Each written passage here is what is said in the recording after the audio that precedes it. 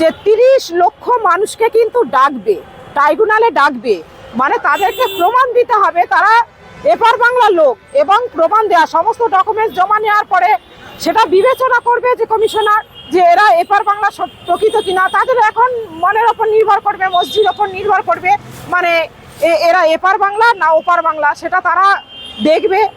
এবং শুধু তাই না, এই যে যাদের আজকে অনলাইন সার্চ করে দেখছে আমার নামটা ভোটার তালিকায় আছে কি না, যারা দেখছে এটা নিয়ে আনন্দ করারও কিছু নেই। এর মধ্যে আবার কিন্তু 1,90,00,000 মানুষকে ডাকবে, ট্রাইব্যুনালে ডাকবে, তাদেরকে ডেকে জেরা করা হবে। এবং মনে করছেন নির্বাচন কমিশন মনে করছেন যে এদের অনেক ধরনের ভুল আছে বা এরা এপার বাংলা না। যেমন ডি ভোটার আমরা বলেছিলাম, ডি ভোটার হয়ে গেলে মানুষকে প্রমাণ দিতে হয়, সেরকম সন্দেহ তালিকায় তারা আছে 1,90,00,000। ভেবে দেখুন, 1,90,00,000 যদি এই সন্দেহ তালিকায় যদি আমি ধরে নিলাম, এই 30 লক্ষ বাদ দিয়ে 30 লক্ষর মধ্যে তো সবাই প্রমাণ দিতে পারবে না। যেগুলো বিবেচনা করে মনে হবে এপার বাংলা তারা নাগরিকত্ব পাবে, মানে তারা ভোটার লিস্টে নামটাও তুলতে পারবে, বাকিজন পারবে না। সেটা কতজন হবে সেটা তো আর দুদিন পরে তো আপনারা প্রত্যেকেই দেখতে পাবেন কি হতে চলেছে। তারপরে 1,90,00,000 যাদেরকে ডাকা হবে তারা কতজন প্রমাণ দিতে পারবে? কারণ দেখুন, যারা প্রমাণ দিতে পারেনি মানে তারা প্রমাণ দিতে পারবে না। তাদের যেখানে ডাকা হোক না, স্বর্গে মর্ত পাতাল যেখানেই ডাকা হোক না কেন, কারণ যার ডকুমেন্টস নেই সে প্রমাণ দিতে পারবে না। এগুলো তো সন্দেহ তালিকায়। তার মানে আমরা যেটা বলেছিলাম সেটা কিন্তু হচ্ছে। আর এই যদি ধরে নেওয়া যাক যে এই 30 লাখের মধ্যে 10 লাখ মানুষ হয়তো যাচাই করে প্রমাণ করতে পারলো, যে ডকুমেন্টস দিয়ে প্রমাণ করতে পারলো, তাহলে বাকি 20 লাখ বাদ হয়ে যাচ্ছে। আবার 1,90,00,000 মধ্যে কতজন প্রমাণ দিতে পারবে? সেটা তো সময়ের অপেক্ষা, আর বেশিক্ষণ নয়। তা দেখতে পাবেন বেশিরভাগ লোকই প্রমাণ দিতে পারবে না। তার মানে বলেছিল লাখ লাখ রোহিঙ্গা আছে। হ্যাঁ, শুভেন্দু অধিকারী তো বলবেই।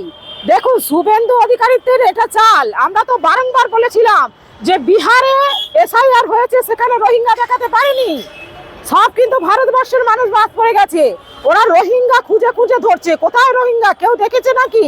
তাহলে শুভেন্দু অধিকারীদের এটা কিন্তু একটা চক্রান্ত ছিল, এটা বিজেপির চক্রান্ত। শুভেন্দু অধিকারীদের মতো যারা বিজেপির দালাল আছে তারা মিথ্যা কথা বলবে, এটাই স্বাভাবিক। সবাই জানে রোহিঙ্গার মানে ফাঁদ পেতে আসলে এপার বাংলা ওপার বাংলার মানুষকে ধরা হচ্ছে, ভারতীয় নাগরিকদের।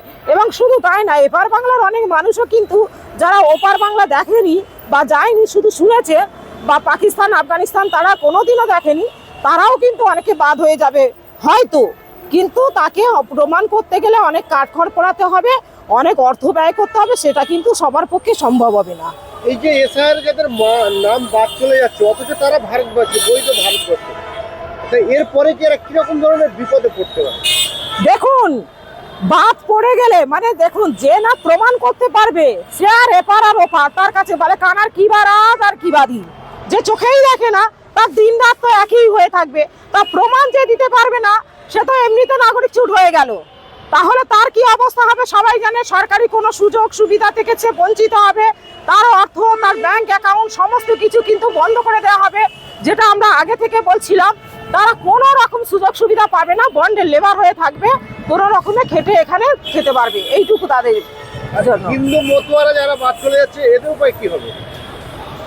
হিন্দু মতুয়া যারা বাদ পড়ে যাচ্ছে মানে তো বাদের ক্ষেত্রে সে মতুয়া হতে পারে, উদ্বাস্তু হতে পারে, এপার পাগলা হতে পারে। মতুয়ারা তো অনেকে ডকুমেন্টসই দেখাতে পারবে না, তারা তো বেশিরভাগ অনেকে বাদই হয়ে যাবে। আজকে যে সমস্ত মতুয়ারা ডিজে বাজাচ্ছে, দেখুন ওরা কতটা স্বার্থপর। এক সময় আমার কিন্তু ওই মতুয়াদের দেখলে কিন্তু আপনারা হয়তো এর আগে দেখেছেন, সম্ভবত 2023 সালে শান্তনু ঠাকুরের বাড়ি যখন ঘেরাও হয়েছিল, যখন মানিক ফকিরকে ওখানে বেধড়ক মারা হয়েছিল, ওই মতুয়ারা মেরেছিল কিন্তু ওই শান্তনু ঠাকুরের পোশাক গুন্ডারা। আমরা যখন শান্তনুর কাছে প্রশ্ন করেছিলাম যে শান্তনু ঠাকুর দেখান যে কোন আইনে ওরা নাগরিকত্ব পাবে, শান্তনু ঠাকুর আমাদের প্রশ্নের উত্তর তো দেননি, বরং উনি পালিয়ে গেছিলেন এবং ওনার গুন্ডা বাহিনীদের ওখানে রেখে গিয়েছিলেন যারা মারধর করবে বলে আমাদের। এবং মানিক ফকিরকে ওখানে প্রচুর মার মেরেছিল, ওদের গুন্ডা বাহিনীরা চালাকি করে যে শান্তনু ঠাকুরের সঙ্গে দেখা করতে নিয়ে যাচ্ছি বলে প্রচুর মেরেছিল। আজকের মতুয়ারা হারে হারে বুঝতে পারবে যে সেদিনে দামাল বাংলা মিথ্যা কথা বলেনি, দামাল বাংলা কিন্তু আইনের কথা বলেছে, তথ্য দিয়ে কথা বলেছে। মতুয়ারা সেদিনে বুঝতে চাননি। এই যাদের নাম বাদ চলে যাচ্ছেন বৈধ, যে কোনো কারণে বাদ চলে যাচ্ছে, এদের কি আর নাম তোলার কোনো প্রক্রিয়া নেই? ইলেকশন কমিশন কি রাখেনি সেটা? দেখুন, যারা বাদ চলে যাচ্ছে, ওই তো বললাম ট্রাইব্যুনালে ডাকবে। এখন আপাতত তারা হচ্ছে সন্দেহের তালিকায়, তাকে সন্দেহ করা হচ্ছে, তাই তাকে প্রমাণ দিতে হবে যে না, সে আফগানিস্তান, পাকিস্তান, বাংলাদেশ থেকে আসেনি, সে এপার বাংলার লোক, অবৈধ পথে আসেনি, সে এখানের বৈধ ভোটার। তা বৈধ ভোটার মানেটা কি? তাকে বৈধ, সে বৈধ, তাকে প্রমাণ দিতে হবে।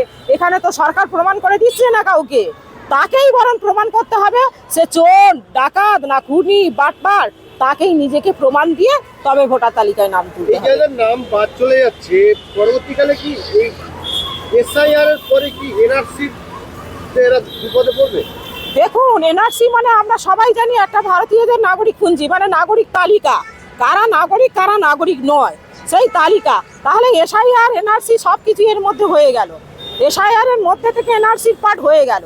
এবার যাদের যাদের সন্দেহ তালিকা তারা বাদ পড়ে যাচ্ছে, যারা যারা প্রমাণ দেবে তাদের একটা মোটামুটি, যাদের মনে করা হবে যে এরা ভারতীয় নাগরিক, তাদের একটা লিস্ট তৈরি হয়ে যাবে। এইটা হয়ে গেল, এই যে আর তো কিছু শুভেন্দু করার বলেছিল দরকার নেই। হিন্দু হিন্দু ভাই ভাই, এসআইআর খসড়া তালিকা আসার পরে কি সেটা দেখুন, হিন্দু হিন্দু ভাই ভাই আমি বলেছি না, আমরা সবাই জানি যে বিজেপি যেটা বলে সেটা এক নম্বর মিথ্যাবাদী। ওরা মিথ্যা কথা বলে, সবসময় মানুষকে ভুল বোঝায়, ঠকায়। ওরা সবসময় মিথ্যা বলে। এটা যদি মানুষ বুঝতে না পারে, যদি বিজেপি চক্রান্ত তারা আজও না ধরতে পারে, তারা যদি বলে শুভেন্দু কি বলেছিল, আরে শুভেন্দু তো মিথ্যা কথা বলার জন্য জন্ম নিয়েছে। বিজেপি কি মতুয়া হিন্দু ভাইদের বিপদে ফেলেছিল বলে মনে করেন? একদমই একদমই মতুয়াদের বিপদে ফেলেছে, ভুলভাল বুঝিয়ে। জানে কেন বিপদে ফেলেছে, জানে যতদিন তোরা মনে করছিস নাগরিক ততদিন লড়াই করতে পারবি, তারপরে একবার জানা বাদ হয়ে গেলে আর তো ওদের কোনো অধিকারই নেই আন্দোলন করা, এদের আর প্রয়োজন নেই। ওদের আর প্রয়োজন নেই। কি দরকার, ওদের ভোটের দরকার নেই, ওরা নাগরিক না, ওরা এমনিতে বাদ হয়ে যাচ্ছে। এই যে কুলপি বিধানসভায় আপনি বলেছিলেন যে 2002 সালের লিস্ট নেই, এই যে খসড়া তালিকায় তাদের নাম কি এসছে?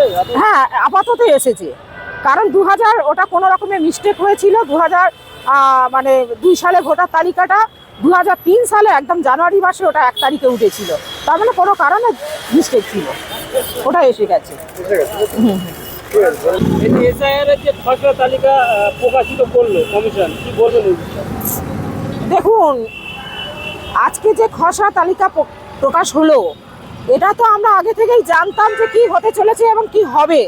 শেষ পর্যন্ত আমাদের ভাবনা চিন্তার সঙ্গে মিলে গেছে, এবং জনসাধারণ যারা দামাল বাংলার বক্তব্য শুনেছেন এর আগে আমরা বহুবার যেটা বলেছি, সেই দিকে কিন্তু যাচ্ছে বিষয়টা। কারণ আজকের হয়তো যাদের 2 সালের অনুযায়ী যাদের ভোটার তালিকায় নামটা এসেছে, অনেকে হয়তো অনলাইনে দেখে নিচ্ছে যে আমার নামটা তো আমি পেয়ে গেছি, এখানে 58 লক্ষ অলরেডি তো বাদ হয়ে গেছে। বলছে কেউ মারা গেছে, কেউ স্থানান্তরিত হয়েছে, কেউ ছুট ভোটার, এরকম নাম দিচ্ছে। কিন্তু মরে যাওয়া এটাও প্রমাণিত হয়েছে যে অনেকে জীবিত কিন্তু বলছে মরে গেছে, কিন্তু মারা যায়নি। তারা বলছে যে আমরা তো মারা যায়নি, আমরা আবার কবে মারা গেলাম, এই তো জীবিত আছি। এরকম ভাবে কমিশনার যাকে তাকে যেরকম খুশি নাম তো বাদ দিয়েছে,